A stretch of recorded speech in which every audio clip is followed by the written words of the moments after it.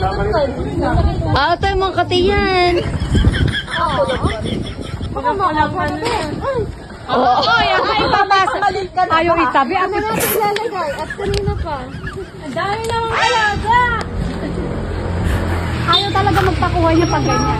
Magtatampo daw yan, te. Pagkain ko. Butit ba yan? Ang katiyan. Ibaba mo muna para bumaba yung mga langga, ah. Masarap ba yan? Masarap. Ewan ko dyan kay ate.